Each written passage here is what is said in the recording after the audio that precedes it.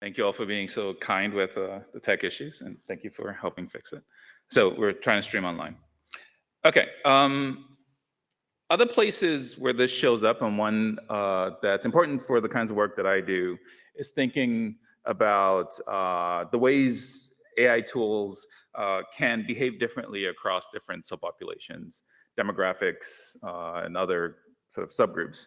And so many of you might know this paper, Obermeyer et al. Paper in 2019, that was looking at risk scores for healthcare conditions and showed the sort of spurious correlation between healthcare costs, which ostensibly are showing sort of how much treatment was needed for different individuals, different populations. This ended up being correlated with race in a way that wasn't actually representative of the sort of true distribution, but really was a inadvertent proxy of the treatment planning, and in this case, ended up having a big impact on things like insurance. So one of the ways that the field, much of this work is circa pre-2020, one of the ways that the field has shifted significantly is moving to sort of large foundation models as a solution to almost everything, maybe. But in particular, maybe a solution to this issue of distribution shift. So I'm showing one of the papers that helped frame the language and some of this work in the field, but many of you might know that so much of what the field is doing now, at least at sort of large scale, much of the work in generative AI models, much of the work in much of the cutting edge is doing this like super huge, very large models. And one of the reasons that we build these models is that we hope that they can get us around issues like spurious correlations and dealing with distribution shift. And so this approach has been very successful. It's been around a while, but I think more so in recent times, where again, we've really invested in this idea of let's build really big models. And again, for many reasons, but one of them, perhaps they can get us around these issues of distribution shift. One other thing that one cares about when building machine learning AI tools is understanding how well your models work. And so broadly, we like to think about this as evaluation, or thinking about benchmarks and other kinds of measurement processes.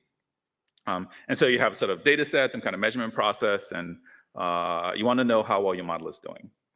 And in response to this, many subfields have built various kinds of benchmarks to measure various notions of worst case behavior.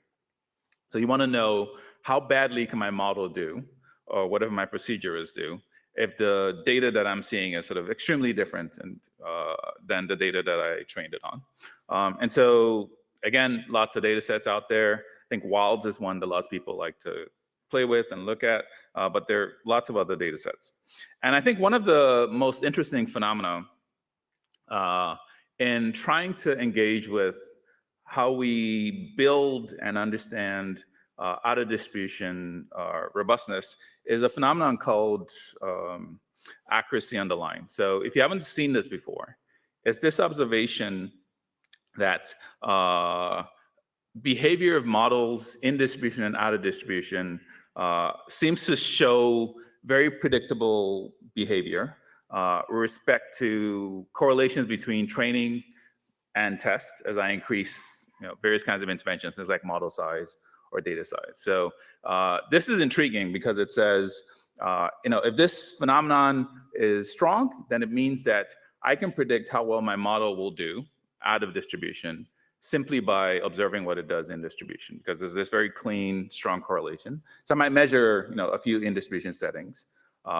maybe measure something at small scale, and then try to extrapolate what might happen at large scale. And so this avoids a lot of the pain of trying to understand sort of true out of distribution behavior, because I can do this implicitly via this sort of predictive phenomenon. And so the claims that I'm going to engage with, and I've stated so far, are twofold. So one is on the sort of modeling and estimation side. This first one says that if we build really big models, and I'll massage it a bit and say sort of models at the scale that we're building now with the data we're building now, these kinds of models give us robustness implicitly to distribution shift. And then another claim is that we have sort of good understanding of sort of measurements and benchmarks for our distribution behavior. So in particular, this phenomenon of accuracy underlying helps us predict outer distribution performance in a way that we can then use for decision-making and planning. So again, these are the main claims I'm going to try and engage with over the next few minutes. So first, my group, many other groups have done work engaging with large models and what happens when you are sort of push the distribution shift sufficiently far. So here I'm showing an example from language translation data sets. So this was published on arXiv last year, I think published earlier this year, where we showed that if your test setting is, again, sufficiently far away, you still see significant sensitivity to outer distribution behavior. Again, maybe not surprising, but I think important because of some of the way the field is evolving and some of the stories that we're telling. We've also done work on, here we're looking at the amount of data alignment between the data model that you're training and then what you're doing at test time, and then showing that the degree of alignments plays a big role in sort of, again, how well your model might transfer. Again, in some ways obvious, in other ways surprising. There's a version of this more recently that we just presented last week at ICML where we looked at, in this case, we looked at many of the math benchmarks, which is another timely topic. And here we did simple manipulations, so change numbers around, things like that.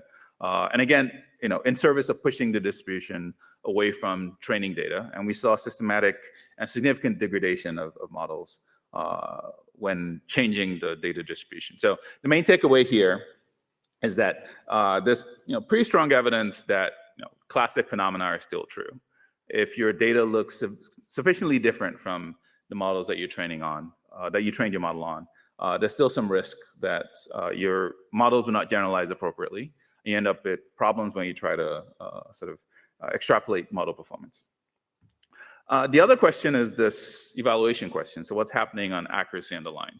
So again, since some of the original work came out, there's been a variety of work that tries to engage with this question. So some of the work suggested that the predictability was a real phenomenon, but perhaps it wasn't a linear thing.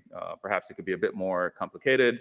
And so maybe it's sort of some nonlinear kind of effect as opposed to linear. So instead of accuracy on a literally sort of linear thing, you have some exponential or some other kind of curve that is explaining the interaction between training performance and test performance.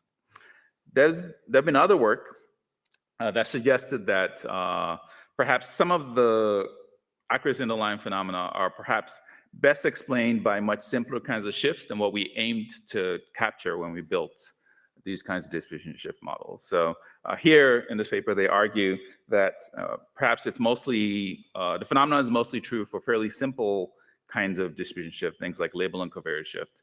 And often in the real world, we think we have much more complicated kinds of distribution shift. So hopefully what I've done in the past couple of minutes is to say that this story is somewhat more complicated than where we started.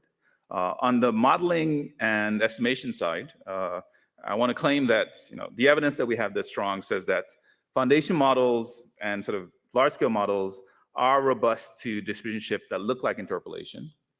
And I'll engage with this a bit more in a second. And then secondly, on evaluation and benchmarks, this idea of accuracy in the line seems to mostly, again, the counter is that this phenomenon holds for benign shifts, but may not be true for more complicated shifts. And so my argument for the few minutes today is that the distribution shift is still a problem that we need to engage with, and will show up in many of the settings that you're building models and trying to deploy them. I'll talk a bit about interpolation. Interpolation can be effective, and in many cases, the kinds of settings we want to build models for look like interpolation problems. But as I'll talk about a bit more, it can be tricky if you don't have good data for the target setting, or you can't make strong modeling assumptions. And on measurement and benchmarks, I'll talk about the extent to which we think that many of our benchmarks are capturing worst case through the lens of accuracy in the line, and then talk a bit about some of the tools that we're engaging with to try to fix how we evaluate benchmark performance for measuring big shifts in models. Okay, so I like to talk about this through a taxonomy because I find it valuable to sort of think through the process you might go through if you're working through, again, building some new machine learning model and perhaps interested in the distribution shift behavior. So I'll go through this in detail, sort of through the whole process. So first, should you worry about distribution shift? And so you might ask, is there a distribution shift from the source data to maybe the target setting? And if you're paying attention 5 minutes ago, I'd argue that this is a trick question. So almost always, there's going to be some distribution shift between train and test. Now, whether or not it should matter to you, we'll talk a bit more. But in general, test interesting problems. Most of the problems that we want to solve are problems where there's some change between the data that we trained and the data we want to deploy on. Okay, so supposing there is this shift, and supposing it's something that we might be sensitive to, then the next question is, what are some of the tools that we might be able to apply to this? So here, it's useful to try to understand whether the setting you're applying the model to is an interpolation setting or an extrapolation setting.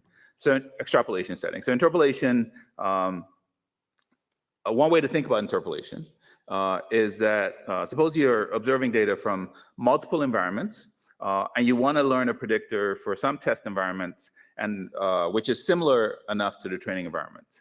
A bit more formally, suppose you have a set of training distributions, so P1 through PE, and you want to learn a model for some test distribution. And in particular, the notion of similar enough, where we have good understanding, is where the test data is in some convex hull of the training data. So you can think about this as sort of close enough to or well covered by the training data set. And in these settings, you can show that standard empirical risk minimization, which is the thing we all do, which is just minimizing average error, actually works pretty well. And in fact, is competitive with doing much more complicated kinds of problem settings. So for instance, if you're trying to play a game against an adversarial setting that's trying to pick a test distribution that's really bad, but remains in a convex hull, you can show that standard, again, training on the combination of the data sets, or just average loss, turns out to be a good approach to interpolation style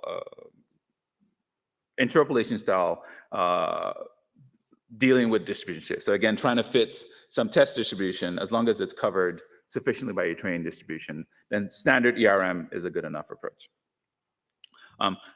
However, you might want to solve some kind of extrapolation setting. So one example, again, that's salient for me and maybe for some of you, is when you're training models that need to move around the world. So you train models on, say, Europe and North America, and you want to apply these models to somewhere in Asia or Africa or some other part of the world where you might expect that there are big differences in demographics and population from the setting that you train the models in. So, will these models be safe to deploy? Do I have a meaningful sense of what to expect in their performance when applied to this test setting? And so in those settings, if you look at the taxonomy, one of the directions or one of the questions you might ask is whether you're interested in sort of average case behavior or worst case behavior. So average case, I'm looking to be good on average across sort of various different settings I might apply the model to. Worst case, I'm looking for the setting where an adversary is really trying to break my model. So things have shifted quite significantly from the training setting. So one interesting observation is that, and again, you can show this a bit more formally, is that if you're in an interpolation or average case setting, and you have data for the test distribution, then again, the obvious thing that we always do works pretty well. So the obvious thing is that you train your model, you take your new fine-tuning data, and you fine-tune on the test data set that matches the test setting of interest. And you can show formally, but also intuitively, we know this from lots of experience, that fine-tuning for the target setting works pretty well. And so I think this is a good explanation for why sort of often foundation models work. We just build bigger and bigger data sets that cover more and more of the sort of settings or tasks that we're interested in. And it's sort of, as long as, again, you can cover the target setting and you can sort of keep continuously increasing what this target setting is, you can show that, again, fine-tuning on target data can be an effective approach. Of course, this breaks if you don't have data from the target setting, and we'll talk about this a little bit more. Tied to questions of, again, sort of bias and underrepresentation, there's this paper I really like from Wang and Ruskowski, 2023, that looked at settings where bias is well explained by issues of spurious correlation or underrepresentation.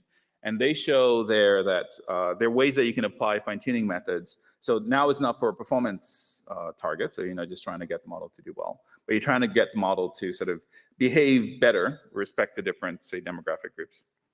When you have a spurious correlation like the Obermeyer setting, or underrepresentation, so certain subgroups are just not overrepresented in your data set. And to show some techniques to apply fine-tuning that can be effective in those kinds of settings. Finally, going through taxonomy, or not finally, but close.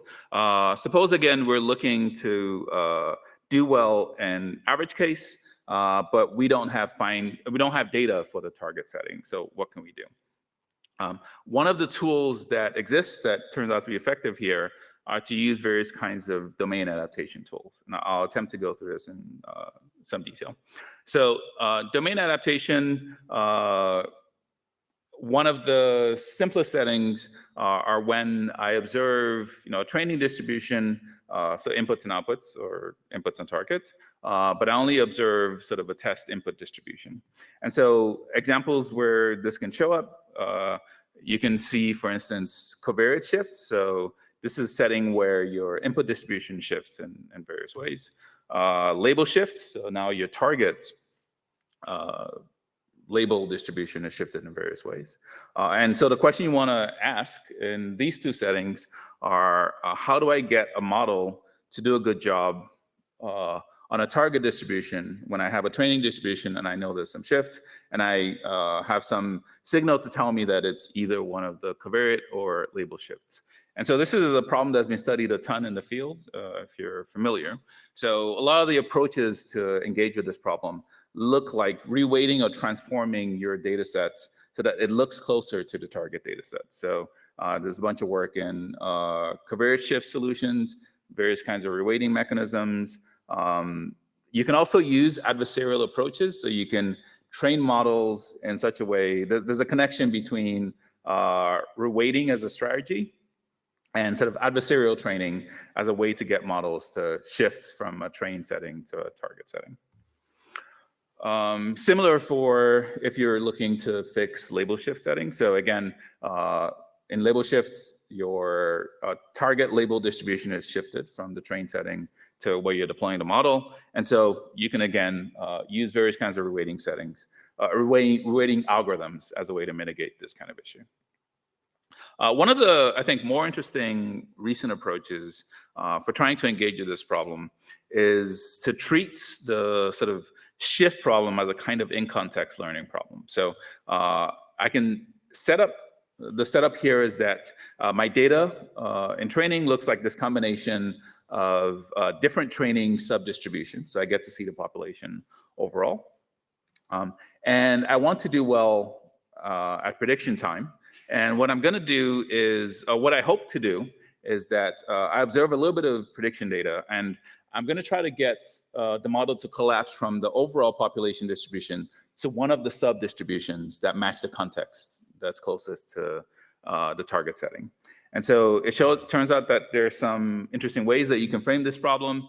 You can use various kinds of, I think one of the interesting architectures is to use transformer kinds of architectures. But the interesting thing here is that you can think about this as zooming into a particular sub-distribution as a way to deal with issues of distribution shift. More broadly, there are notions of marginal transfer learning that try to engage with this question. And I think it's a fascinating, evolving sub-literature, and one that I encourage you might look at if you're interested in some of the sort of interesting techniques for solving this problem. My hypothesis is also that a lot of what we're seeing with sort of modern generative models being able to adapt well to contextual settings can be explained by a version of this, but this is speculation. I don't have sort of clear evidence, but the phenomenon and the approach looks, I think, conceptually quite similar to this idea of taking the sort of overall distribution and trying to zoom in on the particular context automatically. Of course, many applied problems that we want to solve, as I argued a while ago, but you might already know, don't look like covariance shift or label shift. And in fact, so wrote this paper a few years ago looking at various kinds of clinical and medical settings, showing that label and covariance shifts assumptions can be very strong and quite inaccurate for what tends to happen in many real world clinical and medical tests. And so one variant of this idea is to use to explore more complicated shifts. So you could have, for instance, latent shifts. These are shifts that affect both the features and the targets at the same time. So clearly more complicated.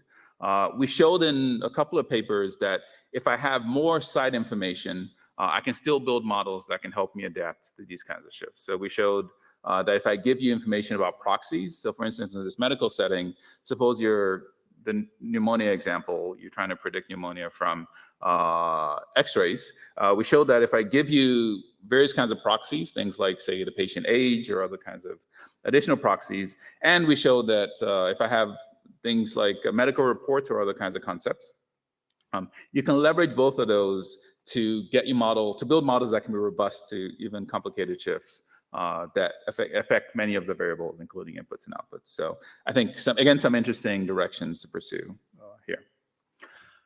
So far, we focused on adaptation. So adaptation, this idea that I have a target distribution, I need to make some kinds of assumptions about what has changed between the training setting and the deployment setting. The core question, the technical question that you're asking is, what assumptions do I need, and sort of what methods can I use to identify the predictive distribution so I can do a good job at test time? But there's another way to approach the problem, which is a generalization, worst case generalization kind of approach. So it says, I may not have access to the target distribution at all. So I don't know what the world or nature is going to give me, but I still want to build a model that is going to be good against some arbitrary nature that I need to predict my model on. So distributions that are very far away, say the building models across different parts of the world example that I mentioned briefly. In general, this is probably impossible because a sufficiently clever adversary can find some very weird target setting that will break everything. But you can build tools that allow you to make useful models for these kinds of settings, as long as you're willing to make a few assumptions. And so this is generally the idea behind domain generalization. So this is building models that are robust to arbitrary within a large class of potential sort of target shifts, and in particular, unknown target shifts. So you don't know the target distribution. So one of the ways to engage with this, we did some work a few years ago that tries to engage with this problem. So here you have standard prediction setting. I have an input, I have a set of outputs. And the key assumption here is that there exists some transformation that can separate the features into a set of stable features and a set of sort of spurious features. So the stable features you think of as, in the causal lingo, if you know about causality, these are the causal features. So in my pneumonia example, pneumothorax example, for example, these would be the true condition, for instance. And the unstable features are things like the chest drain. So something that isn't causal to the target setting of interest, but happens to show up in the observed data. It might show up in certain subpopulations. And so the task that you want to solve here is, can I isolate only the causal features from my inputs so that I can make robust predictions as long as I'm in the same causal setting, which is, again, much more general than the general predictive setting. And so what we did in this work is that we showed that you can actually map out all of the potential kinds of graphical models that can make sense in this problem setting under, I think, fairly general assumptions. One kind of graph that you can have is that a pure causal graph. So in this setting, your spurious features are related to or change your the spurious variables change your features, so z changes x, but your true causal variables are what are driving your target y. So this would be, the example here would be, again, the context might be different hospitals, the task of interest is this pneumothorax diagnosis, and you want to separate out the effects of the true collapse lung feature versus things like chest strains. Another setting is when you have a set of anti-causal setting. So an example might, again, be in this pneumothorax example, but now your causal features are maybe x-rays of the collapsed lung. So your label defines the the causal features. And your spurious features might be things like shortness of breath, which are, again, relevant and but potentially spurious because there are many other reasons why you might have that condition. And then a third context is where you have what we call fully informative causal features. And so here, again, similarly, say context of hospitals, and you're trying to predict some like hospital readmission. And your causal features might be the true severity of the condition, and your spurious features might be something like length of stay, which are, again, correlated, but proxies of the features and the prediction of interest. And so what we show is that for each of these causal graphs, I can come up with a regularizer for my prediction problem that helps me do a much better job of building a model that will be robust against shifts across all these settings. And fortunately, it turns out that it's the same regularizer, so it actually works across all these different settings and provides good coverage against various kinds of predictive problems when I want this kind of domain generalization kind of property. And so we do a bunch of experiments in the paper. You can take a look. The motivation here is, again, being able to take models and shift them far away from where they were trained without making as strong assumptions about the target distribution.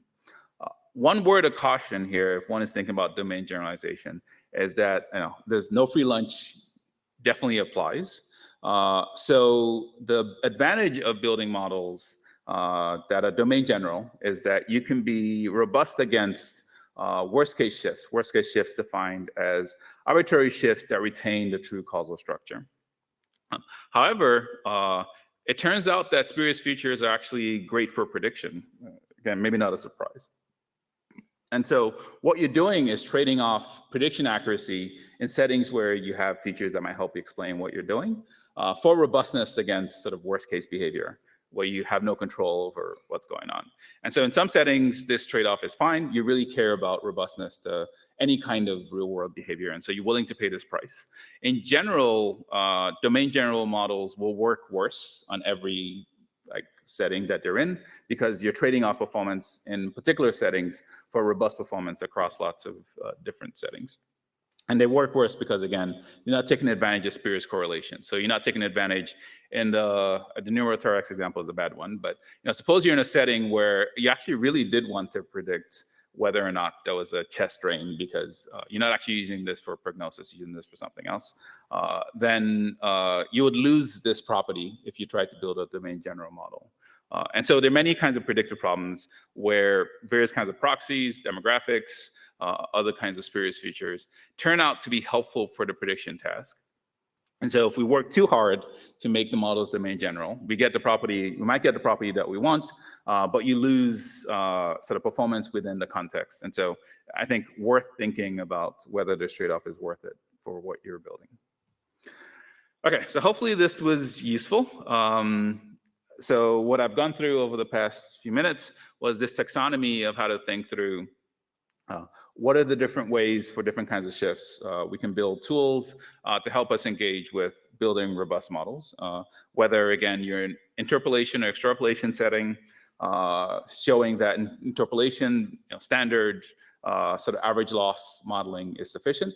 Extrapolation settings, worst case versus average case, and then showing how, again, fine-tuning can be sufficient, or you might need more robust tools, but again, at this trade-off of performance in simpler settings. I want to spend a couple of minutes also talking about this accuracy underlying phenomenon for worst case shifts. So how do we think about benchmarks and evaluation? So a few months ago, we published a paper that we've been working on for a while, where the main claim in the paper is that accuracy on the line, so there's predictability between in-distribution and out-distribution behavior, actually gives a false sense of confidence about worst case performance of models. And in fact, we show in the paper that in general, benchmarks with accuracy on the line don't identify the causal predictor in many worst case settings. And in fact, if what you care about is good performance against the worst case performance, the worst case distribution shift. So again, you're doing this thing of taking a model and shifting it very far from where you trained it. Accuracy in the line is actually the worst thing you can see. And in fact, it's a negative signal for building a benchmark that will actually give you robustness to, or show you how robust your model is to big distribution shifts. So instead, we suggest and we show that one alternative signal you might want to look for between in-distribution and out-distribution is, in fact, anti-correlation. So in-distribution performance behaves opposite to out-of-distribution performance. And that tends to be closer to what you expect to see for worst case shifts, or no pattern. And we show a variety of real-world data sets where this shows up. We also show some synthetic or semi-synthetic data sets, so things like colored MNIST, where we can manipulate the in and out distribution correlation and show the relationship between in-distribution behavior and out-of-distribution behavior. So the main takeaway here is that if you really care about worst case shifts, and as I've argued, you may not care about worst case shifts, but if you do really care about worst case distribution shifts, accuracy in the line is not a good signal to look for in the benchmarks that you're building. So a counter to the narrative is perhaps the problem is not well framed. So if you look at the measurement science literature, another way to ask this question of robustness to distribution shift is an external validity question. So you want your model to sort of remain valid when applied to, again, a real world setting that potentially is far from the context that you trained the model on. Many people have argued that perhaps in sort of many, particularly medical adjacent, I use examples from here, but I think this is true writ large. Perhaps you don't want to be training models that give you robustness arbitrarily. Perhaps you just want to be good within the setting you're training the model and just validate constantly and adjust the model constantly. And so I'm showing here some arguments by folks suggesting that instead of trying for full-on generality or generalizability, we should be instead focusing on models that can adapt quickly and appropriately within context. So the alternative here would be to focus on internal validity and then sort of validate the models consistently. I think this is an interesting sort of dichotomy. I won't claim to have an answer, but I will say this is fascinating for thinking about what you might want to build and sort of in what settings and what applications your models might have the right behavior. So should you be pitching or shooting for, again, generalizability, models that you can apply anywhere and expect similar performance? Should you instead be pitching models that are good in context, but you have to validate consistently as a way to get sort of robust performance? Okay, so to engage in the beginning of the question, I think some of where this shows up is often a lot of our validation and training processes focus on internal validity. So good in context, good in setting, but we try to evaluate and test things and apply things far away from the training context. evaluation really, really matters. And it's often, I think, in my view, one of the places where the whole process can break. So, internal validity sort of assumes no shifts, but as we've already discussed, spurious correlations, temporal effects, a whole bunch of other real world phenomena are going to change your model. And if you want your model to be robust, you either need to evaluate and sort of continuously adapt to the changing context, or you consider methods that allow you to build robust models so that you have stronger confidence that you expect external validity, so you expect them to be robust to the changing world. I also find, I think, interesting some of the current discussions around policy, things like medical devices, AI, and lots of areas of science, where I think there's this tension between trying to build models and build AI tools that we can expect to work whenever we apply them. So this turnkey, almost, I don't know, the way we used to build electronics, that things just work. Versus focusing on the ability to adapt the models as the context changes. Again, the nature of machine learning AI tools is we shouldn't expect them to work in general, unless you're a little bit lucky, and maybe you're lucky. But in general, you expect distribution shift to have a big effect. If your context changes, models could break. And so how do we think about AI tools more broadly? Do we focus again on this sort of generalizability phenomenon? Do we instead focus on the ability to adapt continuously to context changes? Okay, so main points of the talk. I've argued that distribution shift is still a AI problem. Interpolation can work and allow you to use sort of simple averaging techniques. So even if your data is different, as long as the data is within the so similar enough to your training data, you'll be fine. If you're going to extrapolate far away from your training setting, it's unclear and things can break. There are ways to make the situation better. Some of them include having data tied to your target so you can fine tune. Or if you are able or willing to make strong modeling assumptions, you can come up with tools that allow you to build more general or adaptation mechanisms. And then on measurements and benchmarks, I've argued that many of the existing out of distribution robust benchmarks may not be measuring worst case, even though they've been claimed to measure worst case. But there are ways to detect this property, and it's possible to fix these kinds of benchmark tools. Okay, so maybe as a sort of final summary, one of the questions you should be asking if you're building machine learning and AI models, do you have enough data to cover the kinds of shifts that you're expecting to see in your deployment setting? So if you do, then again, standard ERM approaches, standard average loss minimization approaches are competitive, and in fact, you can argue might be the optimal strategy if you have enough data to cover the target setting of interest. Spurious correlations are often predictive. So again, I spent so much of this talk giving examples and arguing against spurious correlations that can deceive your model. But again, it really depends on what goal what you're targeting. External validity, so trying to get models that are globally robust, trades off predictability in the local context for robustness to changes in context. And this trade-off can be significant and large. So you really want to know whether you care about building robust models before you use domain general kinds of approaches. And then, as argued, I've said that many of our benchmarks for worst case shifts aren't measuring what we want them to measure. I think one of the ways that this has shown up, I didn't talk about this before, but if you've looked at this literature, is many of the worst case shift benchmarks actually are solved by using techniques that completely ignore the fact that we're attempting to solve some kind of worst case shift. So basic average loss minimization is often one of the best techniques competitive with methods that spend a lot of effort trying to be robust to worst case shift. And this is true, I think, because again, the benchmarks aren't actually measuring worst case shifts. They're really measuring sort of much more benign kinds of shift behavior. And so in particular, looking for accuracy of the lines on the line is often a bad sign for trying to build benchmarks that have strong worst case behavior measurement properties. And finally, again, thinking about how we build tools and might deploy them in various contexts. The distribution shift problem is tricky.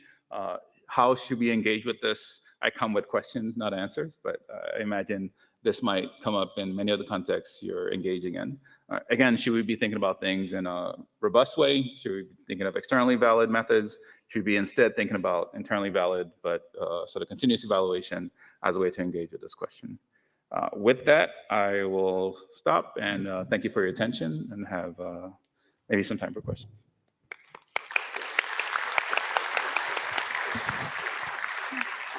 Can we turn the lights down a little bit so we can see the audience? We definitely have time for questions. And my computer died, so if you're online and there are questions online, I would appreciate some help here. Yes, number one, please. Hi, first of all, great talk, very thought-provoking. I was wondering from the perspective of actual AI application in healthcare, let's say a model that would detect a disease X in hospital. You were talking about external generalization versus internal constant local validation. If we focus on external generalization, do you personally think that we would ever be able to give up on constant local validation? Like, do you think this can, like, we would be this able to? This is an interesting question, yeah. I mean, it's probably a bad idea to stop evaluating your model because you think your method has fixed everything. But I think the pressure on the validation is much lower. So it's really more for, this is a good question, actually. Because I guess I stated it as, you don't need to care anymore. In practice, what we found is domain general models can be quite robust, but my whole group spends so much time thinking about validation. So I guess spiritually, I think you should always validate. It's your question. I think you're right. Maybe the requirements of validation are maybe weaker, but it's always a good idea to constantly check that your models are doing what you hope they should be doing. I think the ask is different though. So in the external validity setting, you're mostly just doing sanity checks to make sure like something that you didn't account for hasn't completely broken. In the internal validity setting, you're not expecting your model to sort of generalize at all. So you're expecting it to work now in sort of the local data and the context that you have. And you're using the evaluation as a way to sort of help you adapt quickly as the context is changing. Seasons, patient demographics, whatever else is changing. So I guess the actual process is similar, but the reason I think is very different. Okay, it's great question. I think in practice and healthcare, in the actual applications, you would want both. I think you always want evaluation. I think yes. Both meaning evaluation or both meaning internal and external? External generalization and internal evaluation. I think it really depends. So the examples I gave, if I'm building a model for, I don't know, a hospital here in Liverpool, and I don't expect to ever move it past Liverpool, then, and the patient demographics are similar, there's some spuriousness because, ignoring travel, mostly I'm seeing the same patients all the time. Maybe I don't care that the same model will work at Stanford. Maybe I'm fine that it just works here. And if I move it to Stanford, it completely breaks. I mean, if you're writing a paper, you might ask a different question because your reviewers might ask for that. But again, I think it's a different, again, do you care, like, does it matter for you that the models just work wherever you might take them to? Okay, thanks. Great talk. Very interesting topic. Thanks. Thank you. Okay, we'll move to 2. Hi, thanks for the talk. From a perhaps by a very practical point of view, what are the tools that exist that tells me, oh, here there is a huge shift in my distribution, perhaps in the label or in the input? Which method should we look at?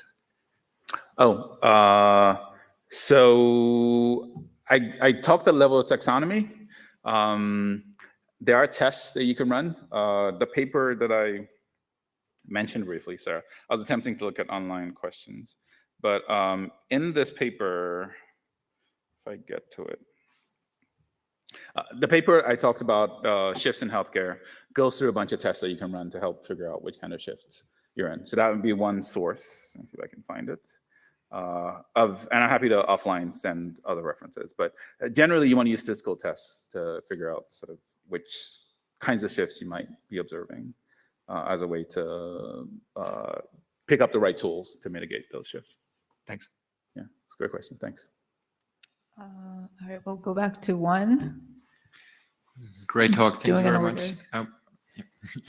So for the stable and the unstable features, so you are basically arguing, okay, you have these stable features for the domain general models, and it might hurt you if you expect some spurious associations in other domains. So what we've worked on also was not a domain general model, but then, okay, you know the domain, but you don't have target label data or target data there, label data. And so in these settings, it helped to also look at, okay, applying a penalty to those features that are not so stable, but allowing the algorithm to then, if you have labeled data, to learn that they are still necessary. So is this something that you can only do for these then adapted domains, or would this also be something that could work on a domain general model if you pool this? Yeah, it's a great question. I think the principle is that you're willing to make stronger assumptions about the nature of what's changing. And then you can build regularizers against those assumptions. The setting that I talked about, where I have features, allows for some, I guess, additional proof that this approach is expected to work based on the data setting. If you weaken it more and you don't observe any data and you're just using, say, assumptions about what features might be stable or not stable, I think you lose some of the guarantees, but I think it's a very reasonable approach, actually, practically, to engage in a problem. So thinking through stable and unstable features and maybe regularizing more of the features that you expect to change in your target domain, I think it's very reasonable. The trickiness, of course, is being able to pick out those features in a robust way, because, again, we have all the human biases show up there. But I think it's a very reasonable approach to the problem. Thank you. It's a good question. All right, two, please. Hello, thanks for the talk. One thing you mentioned about the impact of using internal validity, constant internal validity. The issue I might have with that is that some of these models, when they fail, they might have real world impacts and actually hurt people based on these things, especially like on medical domains. Wouldn't be the models that have the external validity be actually selecting for the correct features? And shouldn't we try to use kind of only those? And if we have a model that is only able to perform well because of spurious correlations, isn't it harmful to use it even though it works in that specific domain?